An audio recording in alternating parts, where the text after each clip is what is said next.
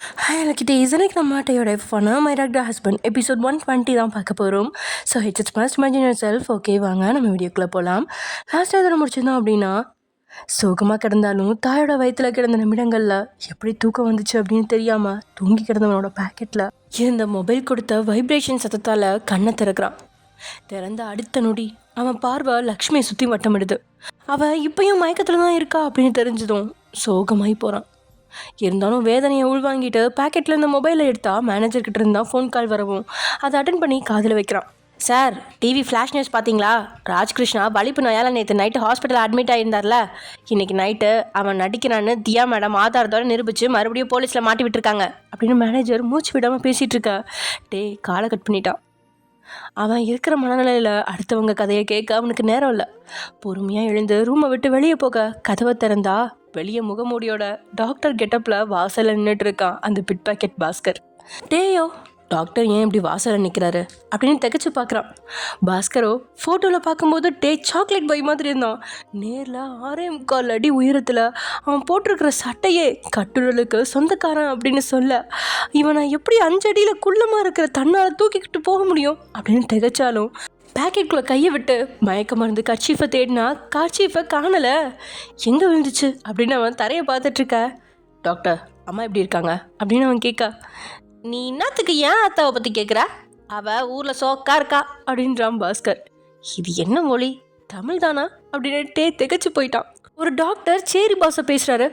உண்மையில் இவர் தன்னுடைய மருத்துவமனையில் வேலை பார்க்குற டாக்டர் தானா அப்படின்ட்டு சந்தேகமாக பார்த்தாலும், நான் ஒன்றும் உங்கள் அம்மாவை பற்றி கேட்கல, ஏன் அம்மா எப்படி இருக்காங்கன்னு கேட்டேன் அப்படின்ட்டு கொஞ்சம் டெரராக கேட்குறான். ஐயோட குரலோட வீரியத்தில் பாஸ்கரோட குரல் ஒடுங்க பக்கத்தில் வந்து தன்னுடைய கூட்டாளியோட கையை தட்டுறான்.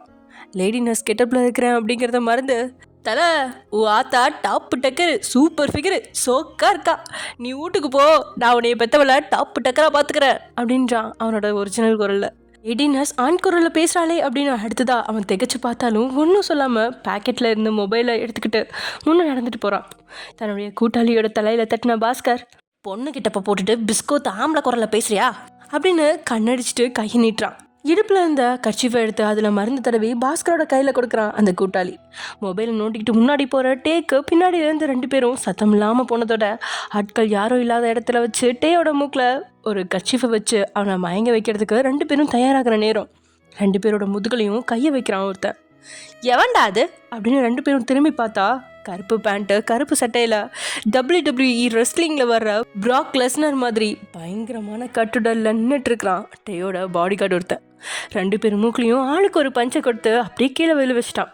கீழே விழுந்து 2 பேரும் அலற கேப்பில் திரும்பி பார்த்தா டேயும் 2 பேர் வயிற்றுலையும் ஆளுக்கு ஒரு மிதி கொடுத்து, யார்ரா நீங்க, ஒழுங்கா சொல்லுங்க, இல்லையா 2 பேர் வாயிலையும் புல்லட் அடைக்கிடுவேன் அப்படின்னு அவன் பாடி கார்டு கையில் இருந்த துப்பாக்கியை வாங்கினதும், ஐயோ தலை விட்டுடு, மையாலுமே சொல்கிறேன், 5000 ஓய்க்கு உன்னை கிட்னாப் பண்ண வந்தேன், விட்டுடு தலை அப்படின்னு பாஸ்கர் டேயோட காலை பிடிச்சி கெஞ்சிறான். வாட் ஆர் யூ கிரேசி, 5000 ருபீஸ்க்கு தான் நான் ஒர்த்தா அப்படின்னு கத்துனவன் பாடி கார்டு கிட்ட, 2 பேரையும் கொண்டு போய் நம்ம குடவுனில் போடு, அப்புறமா பார்த்துக்கிறேன், கிட்னாப் பண்ணுற மூஞ்சியும் மொகரையும் அப்படின்னு கச்சிச்சதும் அந்த பாடி கார்டு 2 பேர்த்தையும் 2 கையிலையும் அசால்ட்டாக தூக்கிக்கிட்டு கிளம்பிட்டான். இங்கிட்டே அங்கே இருக்கிற சேரில் ஒன்றில் உட்காந்தவன் மொபைலில் CCTV கேமரா வழியாக உங்களை தேடுறான். நைட்டு 10 மணியே கடந்துருச்சு. பெட்ரூமில் இல்லாமல் நீங்கள் எங்கே போயிட்டீங்க அப்படின்னு கேமராக்களை சோதனை இட்டுக்கிட்டே வந்தா லக்ஷ்மியோட தையல் மிஷின் ரூமில் தரையில் பாயை விரித்து கண்ணம்மா படுத்து கிடக்க அவளுக்கு பக்கத்தில் தான் படுத்து கிடக்குறீங்க. நீங்கள் தூங்காமல் பாயோட ஓரத்தை கையால் நோண்டி நோண்டி கிழிச்சு எடுத்துகிட்டு இருக்கிற உங்களை பார்த்ததுக்கப்புறம் தான் அவனோட மனசு கொஞ்சம் அமைதியாகுது. லக்ஷ்மிக்கு பெரிய பிரச்சனைலாம் இல்லை அப்படின்னு மருத்துவர் சொன்னாலும் பதட்டம் அவனுக்கு குறையல. உங்களை பார்த்ததுக்கப்புறமா அந்த பதட்டம் குறையல அப்படின்னாலும் டைவர்ட் ஆகி உங்களை ரசிக்க ஆரம்பிச்சிட்ருக்கான். இங்கே 9 மணிக்கே படுத்தது, மணி 10 கடந்துருச்சு, ஆனால் தூக்கமே வரல. ஒரு பக்கம் லக்ஷ்மிக்கு என்ன ஆச்சோ ஏதாச்சோ அப்படிங்கிற பதட்டம், இன்னொரு பக்கம் டே இல்லாமல் உங்களுக்கு தூக்கமே வரல. தனியாக உங்களோட பெட்டில் தான் படுப்பீங்க, ஆனால் கூட உங்களோட கண் ஏற்ற தொலைவில் டே இருப்பான். அவனோட மூச்சு காற்றை சுவாசிக்கிறது மாதிரி அவன் பக்கத்திலே இருக்கிறான் அப்படிங்கிற எண்ணத்திலேயே நிம்மதியே தூங்குவீங்க. ஆனால் இன்றைக்கி அவன் இல்லாமல் தூக்கமும் வரல. புரண்டு புரண்டு படுக்கிறது, கண்ணம்மாவோட கை மேலே கால்களை தூக்கி போடுறது, பாய்க்கு வெளியே படுக்கிறது, எழுந்து உட்கார்றது அப்படின்னு நேரங்கள் தான் கிடக்குதே தவிர்த்து தூக்கம் வராமல் இருக்க கண்ணம்மாவோட கையை சுரண்ட ஆரம்பிச்சிட்டிங்க. கண்ணம்மாவும் தூக்கம் வராமல் இப்போ தான் சுகர் மாத்திரையை சாப்பிட்டுட்டு தன் அறியாமல் லேசான தூக்கத்தில் மூழ்க அதுக்குள்ளே சுரண்டி எழுப்பிட்டீங்க.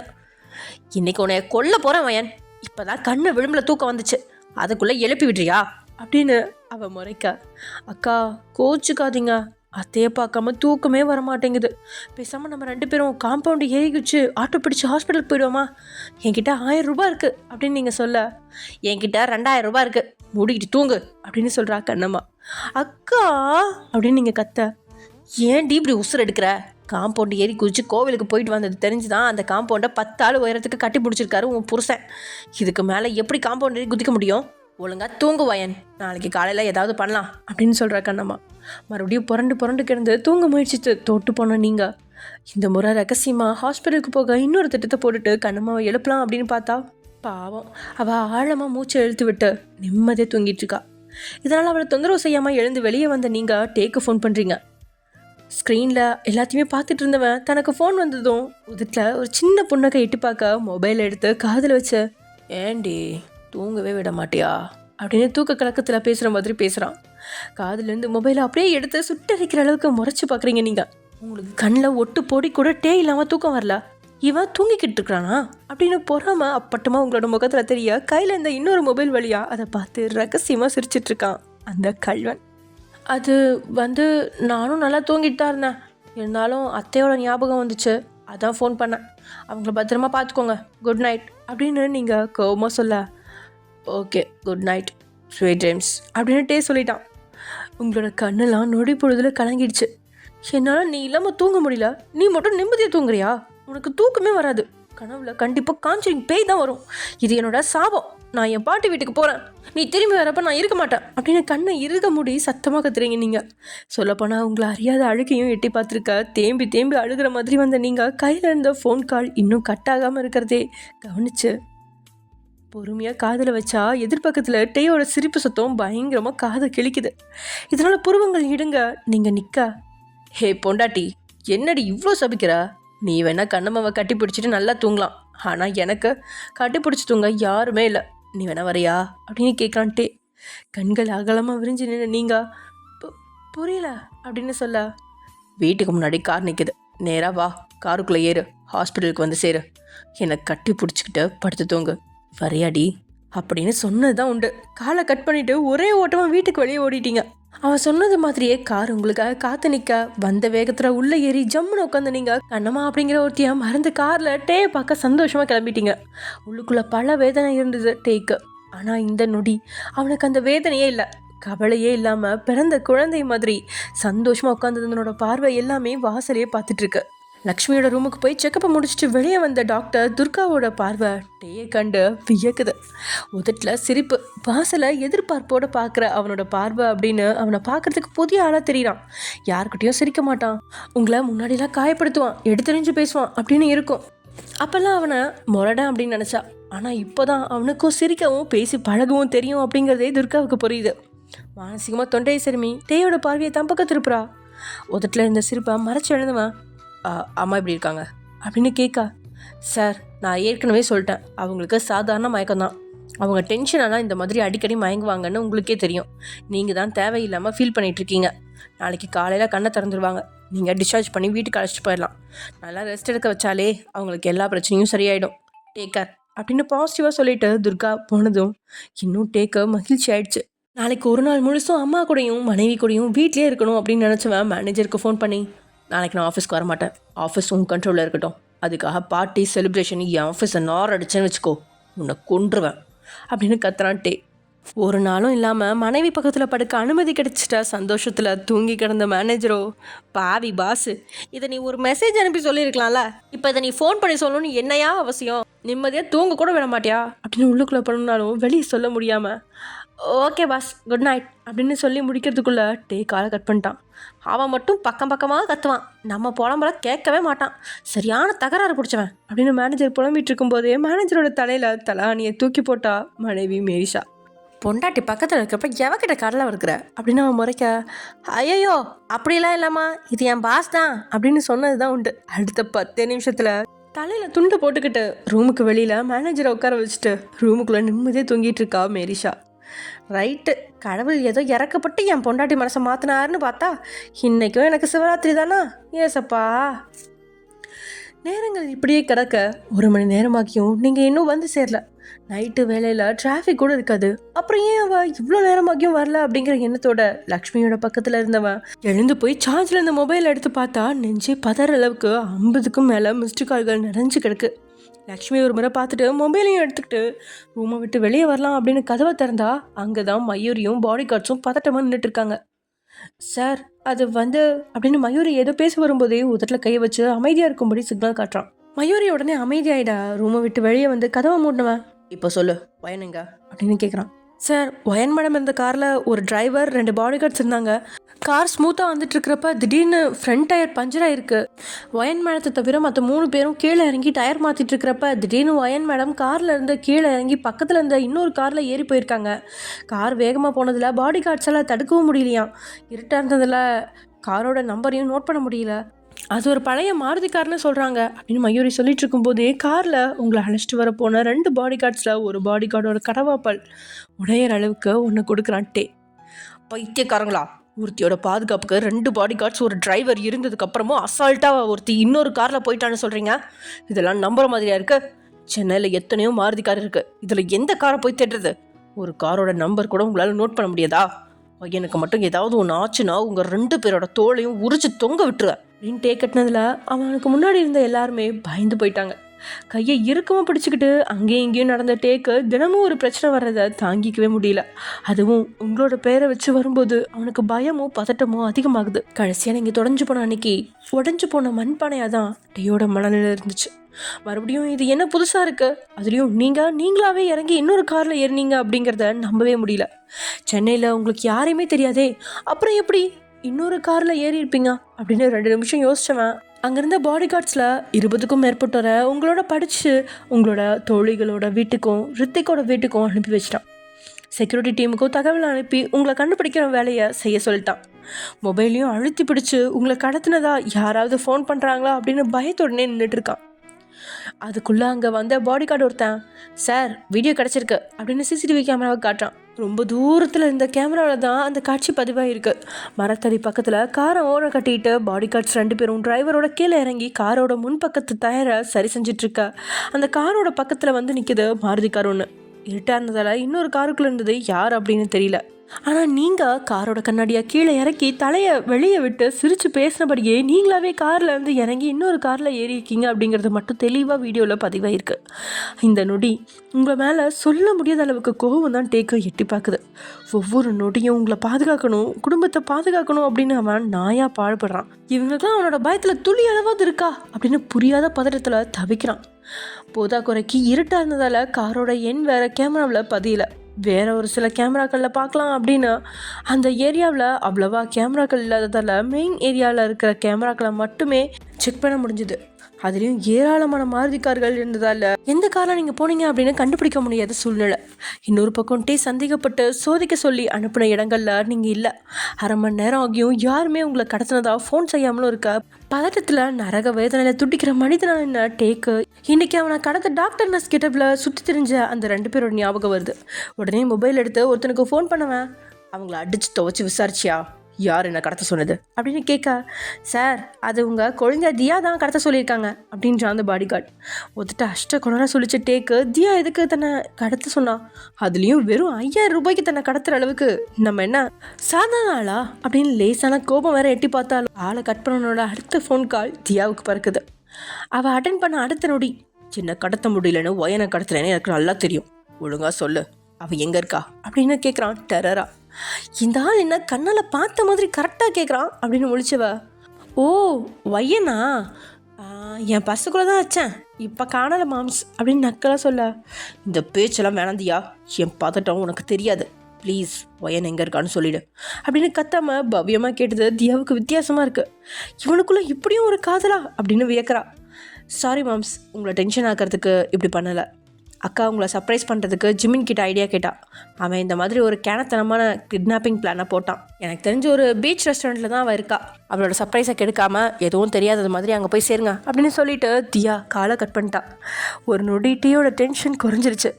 என்னங்க, நானும் ஒரு நாள் பெருசாக உங்களை சர்ப்ரைஸ் பண்ணுவேன், அதுவும் ஜிமின் அத்தான் கிட்ட கேட்டு நீங்கள் எதிர்பார்க்காத அளவுக்கு உங்களை சர்ப்ரைஸ் பண்ணுவேன் அப்படின்ற டேயோட பிறந்தநாள் அன்னைக்கு நீங்கள் சொன்ன அந்த வார்த்தை இப்போ ஞாபகத்துக்கு வருது. லூசு பொண்டாட்டி, எவ்வளோ பயந்துட்டேன் அப்படின்னு உள்ளுக்குள்ளே நினச்சிக்கிட்டவன் லக்ஷ்மியை பார்த்துக்கிற பொறுப்பை மயூரிக்கிட்ட கொடுத்துட்டு காரில் கிளம்பிட்டான். சிக்னலில் நிற்கும்போது அந்த நைட் நேரத்துலேயும் ஒரு குழந்த உங்களுக்கு பிடிச்ச அந்த ரெட் ரோஸை விற்பனைக்காக வச்சுருக்கா. அந்த குழந்தைகிட்ட இருந்து 50க்கும் மேற்பட்ட மொத்த ரோஜா பூவையும் வாங்கிட்டு 500 நோட்டை கொடுத்துட்டு அந்த குழந்தையும் சந்தோஷப்படுத்தி தன்னை சந்தோஷமாக்கிக்கிட்டு அதை ஒரு பொக்கேவாக கட்டினவனோட கார் தியா சொன்ன பீச் ஹவுஸ் ரெஸ்டாரண்ட்டுக்கு வந்து சேருது. கூட்டமே இல்லாத அந்த ரெஸ்டாரண்ட்டில் காரை ஓரம் கட்டி நிறுத்திட்டு கீழே இறங்கினவன் கண்ணாடியில் கேசத்தை கையால் நீவி சரி செஞ்சுட்டு அந்த ரெட் ரோஸ் பொக்கேவை எடுத்துக்கிட்டு கார்லேருந்து கீழே இறங்குறான். பென்ஸ் காரில் வந்து இறங்கின டேயை பார்த்த பொண்ணுங்க கண்கள் பறி போகுது. கருப்பு ஃபார்மல் பேண்ட்டு, இன்சைஞ்சா வெள்ளை சட்டை அப்படின்னு உடலுக்கு கச்சிதமாகவும் ஃபிட்டாகவும் பொருந்தி இருக்க பார்க்குறதுக்கு கோடி கண்கள் வேணும் அப்படிங்கிற மாதிரி அலையலையாக கிடந்த கேசத்தை கையால் பின்னாலே ஒதுக்கி தள்ளி ஒட்டுமொத்த பொண்ணுங்களும் தன்னை ரசிக்கிறபடி செஞ்சவனோட பார்வை யாரையுமே ரசிக்கலாம். உலக அழகியிலேருந்து உள்ளூர் கிளவி வந்தாலும் அவனுக்கு அழகி அவனோட மனைவி மட்டும்தான் அப்படின்னு நடந்தவனோட கால்கள் ரெஸ்டாரண்ட்டுக்குள்ள நுழையுது. உள்ளே போனதும் விளக்குகள் அணைஞ்சிருமா?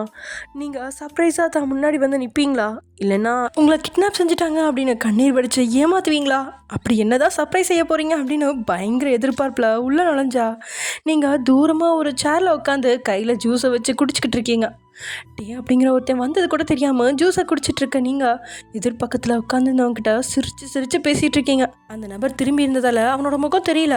அவங்க 2 பேரையும் தவிர இன்னும் ஒருத்தங்க கூட அங்கே இருக்காங்க, அவங்களோட முகமும் தெரியல. நீங்கள் ஒரு ஆண் மகன் கிட்ட பேசுகிறீங்க அப்படின்னு டேக்கு கோமே வரல. தன்னை ப்ராங்க் செய்ய தான் ஏதோ செய்கிறீங்க போல் அப்படின்னு புரிஞ்சு ஒன்றுமே தெரியாத மாதிரி பொக்கையை முதுகுக்கு பின்னாடி மறைச்சபடியே கேஷுவலாக நடந்து உங்ககிட்ட வரான். நீங்கள் டே கவனிக்காமா? அப்புறம் நளினி கூட அவள் லவ் பண்ணுற பையனை தான் கட்டிக்க போகிறா அப்படின்னு பாட்டி சொன்னாங்க. அவள் கல்யாணத்துக்கு நீங்கள்லாம் வருவீங்க தானே அப்படின்னு பேசிகிட்டு இருந்த நீங்கள் ஏதோ உந்துதலில் பக்கவாட்டில் பார்க்கும்போது தான் டே வந்துட்டுருக்கத கவனிக்கிறீங்க. இவன் எங்க இங்கே அப்படின்னு ஒரு நொடி அதிர்ச்சியாகி நீங்கள் எழுந்தாலும் அவனை பார்த்த மாத்திரத்தில் உங்களுக்கு உங்களை அறியாத சந்தோஷம் எட்டி பார்க்க கையசைக்கிறீங்க டேயை பார்த்து. ஒயன் தன்னை பார்த்து சிரித்ததும் டேக்கும் சிரிப்பு அவனை மீறி வந்துட முதுகுக்கு பின்னாடி மறைச்சி வச்சுருந்த பொக்கேவை உங்களுக்கு முன்னாடி நீட்டினவன் அப்படியே உங்களை நோக்கி நடக்கிறான். உங்களோட சிரிப்பை பார்த்து உங்களுக்கு முன்னாடி உட்கார்ந்துருந்த 2 பேரும் யார் வராங்க அப்படின்னு திரும்பி பார்க்க அவங்க 2 பேர் முகத்தையும் பார்த்த டேயோட கால் அப்படியே நின்றுச்சு. ஒரு இன்ச் கூட முன்னோக்கி நகராத டேயோட முகத்தில் இருந்த அந்த சிரிப்பு மறைஞ்சிட கோபத்தில் முகம் வெளிரி போகுது. பற்களை அரைச்சிக்கிட்டவனோட கண்ணு முன்னாடி உங்களுக்கு எதிர்பக்க சேரில் உட்காந்துருக்காங்க ராகவும் அவனோட அப்பா சத்தியமூர்த்தியும். ஃபேமிலி மீட்டிங்க்கு டைம் வந்துருச்சு போலையே. ஓகே, இங்கே ஒரு பக்கம் ரகுநாதனுக்கு ஹார்ட் அட்டாக், இன்னொரு பக்கம் லக்ஷ்மி ஹாஸ்பிட்டல் அட்மிட் அப்படின்னா கூட நீங்கள் தனக்கு ஏதோ பெரிய சர்ப்ரைஸ் தர போகிறீங்க அப்படின்னு பயங்கரமான எதிர்பார்ப்போட வந்த டேயோட எதிர்பார்ப்பை மொத்தமாக நொறுக்கிற அளவுக்கு தான் ரெஸ்டாரண்ட்டில் உங்களுக்கு எதிர்பக்க சேரில் உட்காந்துருக்காங்க ராகவும் அவனோட அப்பா சத்தியமூர்த்தியும். அப்பட்டமான அதிர்ச்சியும் சொல்ல முடியாத கோவமும் முகத்தில் ஒட்டி கிடக்கு. உண்மையில் இது நீங்கள் ஏற்பாடு செஞ்ச சர்ப்ரைஸா இல்லை தியா ஏற்பாடு செஞ்ச மீட்டிங்கா அப்படின்னு சந்தேகமாக தான் இருக்குது. ஏன்னா ராகவ் சந்திக்கணும் அப்படின்னு தியா பல முறை சொல்லியும் டே அவளோட கோரிக்கையை புறக்கணிச்சிட்டான். இதனால் அவள் தான் நிச்சயமாக பிளான் போட்டு தன்னை வர வச்சிட்டா அப்படின்னு புரிஞ்சுக்கிட்டான். ஆமாங்க, எல்லாமே தியாவோட பிளான் தான். பாசமாக கட்டி பிடிச்சிப்பாங்களோ இல்லைனா ரத்தம் வர அளவுக்கு அடிச்சுப்பாங்களோன்றத 2வதாக யோசிக்கணும். முதல்ல அவங்கள சந்திக்க வைக்கணும். அப்போ தான் ஒருத்தரை இன்னொருத்தர் பற்றி என்ன ஃபீல் பண்ணுறாங்கங்கிறத புரிஞ்சுப்பாங்க. அதனால தான் முதல்ல டே கிட்னாப் பண்ண பிளான் போட்டு அது ஒர்க் அவுட் ஆகாததால் உங்களை வர வழியில் டைவர்ட் பண்ணி ரெஸ்டாரண்ட்டுக்கு வர வச்சு உங்களோட பேரை சொல்லி டேயை இங்கே வர வைக்கணும்னு திட்டம் போட்டு பக்கவாக அதை செயல்படுத்திட்டா தியா. இப்போ இருக்க மனநிலையில் தன்னுடைய மனைவி மேலே கொள்ள பெரிய கிளம்பியிருக்க டேக்கு அவனுக்கு என்னதான் சோகம் இருந்தாலும் நீங்கள் சர்ப்ரைஸ் செய்ய போகிறீங்க அப்படிங்கும்போது அவன் என்ன நினச்சான் அப்படின்னா, இனிமேல் படிக்க போக மாட்டேன், உன்னோட வாழ போகிறேன், உடலால் இணைக்கலாம், குழந்தை பெற்றுக்கலாம், 2 பேருமே சமமாக கை கோத்து நடக்கலாம் அப்படின்னு ஆசையாக பேசுவீங்க. உடனே சம்மதம் சொல்லி உங்களை ஏற்றுக்கிறதோட என்றைக்குமே உங்களோட மனசு கோணாதபடி உங்களை ராணியாக நடத்தணும் அப்படின்லாம் கனவு கோட்டை கட்டிக்கிட்டு வந்தவனோட கனவு கோட்டை தளர்ந்து பெருகி கொண்டு முறைக்கிறான். தன்னை பார்த்து சந்தோஷமாக வந்த முகம் இப்படி தீயா முறைக்கும் போது உங்களுக்கும் உள்ளுக்குள்ளே பயம் கிளம்புது.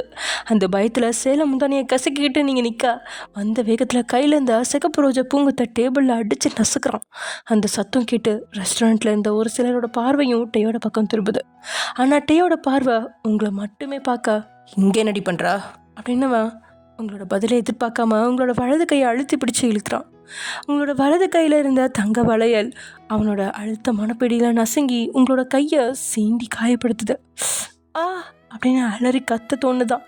ஆனாலும் வலியை பொறுத்துக்கிட்டு அவன் கையை பிடிச்ச நீங்கள் கண்ணாலேயே வலிக்குது அப்படின்னு சொல்கிறீங்க. வழக்கமாக உங்களுக்கு வலிக்குது அப்படின்னு புரிஞ்சால் ஒரு கட்டத்துக்கு மேலே உங்களை காயப்படுத்த மாட்டான்.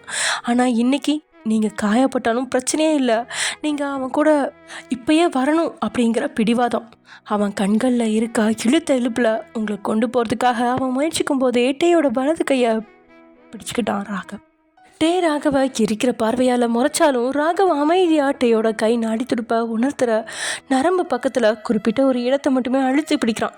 சரியான வர்ம நரம்பில் அழுத்தினதில் பொண்ணுங்களுக்கு ஏற்படுற பிரசவ வலியை விட அதிகமான வலி டேயோட தலை முதல் கால் வரைக்கும் சுல்லுன்னு பரவுனதில் உங்களோட கையை விடுவிச்சிட்டான் டே. அதுக்காக அமைதியாக ஒன்று நின்றுட்டு இருக்கல, வேகமாக பிடிச்சி ராகவை பின்னாடி தள்ளுறான். ராகவ் தடுமாடி 2 ஸ்டெப் பின்னோக்கி போனாலும் கீழே விழாமல் டேபிளை பிடிச்சி நின்றுட்டான். பொறம்போக்கு பண்ணாட நாயே, மயூரியை காதலிக்கிறேன்னு சொல்லி ஏமாற்றி ஊரை விட்டு ஓடி போயிட்டு இப்போ எந்த மூஞ்சி வச்சுட்டு திரும்பி வந்திருக்கா? அவள் வாழ்க்கையில் இன்னொருத்த வரப்போறான்னு தெரிஞ்ச உடனே திரும்பவும் காதல் வேலையில் விழ வைக்க வந்தியா, இல்லைனா என் பொண்டாட்டி கூட கூத்தடிக்க வந்தியா அப்படின்னு டே கத்த.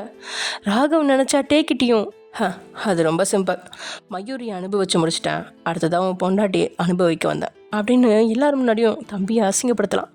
ஆனால் அவன் அப்படிலாம் நினைக்காம மைண்ட் யுவர் வேர்ட்ஸ் டே அப்படின்னு விரலை சுன்றான். என்னடா விரலை சுன்ற, எதுக்கு வந்த சொல்லு. அதெல்லாம் இருக்கட்டும், ஒருத்தி மண்டையில் அடிபட்டு ஸ்லோ மோஷனில் சரிஞ்சாலே அவள் போயிட்டாளா இல்லை உயிரோட இருக்காளா அப்படின்ற டேயோட வார்த்தையில் அமைதியாக இருக்க நினச்ச ராகவோட கோவம் எட்டி பார்க்க டேயோட சட்டை காலரை 2 கையடியும் அழுத்தி பிடிக்கிறான். ஹவு டேர் யூ, என் அம்மாவை காயப்படுத்தினதை மட்டும் இல்லாமல் அதை நக்கலை சொல்லி வர காட்டுறியா அப்படின்னு ராகவ ஒரு பக்கம் கத்த. ஓஹோ, உன் அம்மா காயப்பட்டதை உனக்கு கஷ்டமாக இருக்கா? அப்படி தாண்டா சின்ன வயசுலேருந்து நானும் கஷ்டப்பட்டேன். எனக்கு கிடைக்க வேண்டிய சந்தோஷத்தையும் பாசத்தையும் நீ திருடிட்ட. நான் அனுபவித்த வழி உங்கள் யாருக்குமே தெரியாது அப்படின்னு இத்தனை வருஷம் மூடி வச்சுருந்த வேதனை வெளியே அவ்வளோ கர்ஜனையாக திரும்புது. டேய், நீ அனுபவித்த வழியை விட 100 மடங்கு வழியை என் அம்மா அனுபவிச்சாங்க. அது அவங்க கூட இருந்து பார்த்த எனக்கு தான் தெரியும். எவ்வளோ தைரியம் இருந்தால் அம்மாவை பற்றி தப்பாக பேசியிருப்பா அப்படின்னு ராகவ் கத்தா. இப்படியே 2 பேரும் மல்லு கட்டுறதை பார்த்து ரெஸ்டாரண்ட்டில் இருக்கிறவங்க தடுப்பாங்க அப்படின்னு பார்த்தா அங்கே இருக்கிறவங்க பொண்ணுங்களாக இருக்கிறவும் நைஸாக எழுந்து வெளியே ஓடிட்டாங்க. சத்தியமூர்த்தி தடுப்பான் அப்படின்னு பார்த்தா அவன் டேயோட வழி நிறைஞ்ச இந்த வார்த்தைகளை கேட்டு அமைதியாக இருக்கான். கடைசியில் நீங்கள் தான் என்ன செய்யறதுன்னு தெரியாமல் வேணாங்க விட்டுடுங்க அப்படின்றீங்க டே கிட்ட. என்னது விட்டுடணுமா? எவனோ ஒருத்தன் உன் புருஷன் சட்டை கலரை பிடிச்சிருக்கான், அவனை விட்டுட சொல்லி என்கிட்ட கெஞ்சரியாடி அப்படின்ட்டே உங்ககிட்ட கத்துறான். இதனால் நீங்கள் ராகவை பார்த்து கையெடுத்து கும்பிட்டு ப்ளீஸ் ராகவண்ணா அவரை விட்டுடுங்க அப்படின்னு கெஞ்சுறீங்க. சாக கிடந்தாலும் அண்ணா அப்படின்னு தான் அழைப்பாளோ அப்படின்னு ராகவுக்கு அந்த ஃபைட்டிங் நேரத்துலையும் அதிர்ச்சியாக இருக்கா. டேயோட உதடு நக்கலாக சிரிக்குது. இதனாலேயே ராகவ் டேயோட சட்டையை விடாமல் பிடிச்சி இழுக்கா. ராகவ் ஸ்டாப் இட், அவன் தம்பி நம்ம எல்லாரையும் விட 100 மடங்கு கஷ்டத்தையும் வேதனையும் அனுபவிச்சான், அவனை விடு அப்படின்னு ஒத்த வார்த்தையாக சத்தியமூர்த்தி சொன்னதும் அப்பாவோட பேச்சுக்கு மறுப்பு பேச்சு பேசாத மகனை மாதிரி உடனே டேயோட சட்டையை விட்டுட்டான் ராகவ். ராகவ் டேயோட சட்டையை விட்டதும் டேயும் ராகவோட சட்டையை விட்டுருந்தாலும் அவன் பார்வை பக்கத்தில் இருந்த சத்தியமூர்த்தியா அவ்வளோ இருக்குது.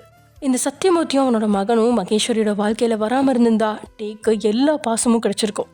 இந்த 29 வருஷம் அவன் அண்ணாதையாக தன்னை உணர்ந்திருக்க வேண்டிய அவசியமே இருந்திருக்காது.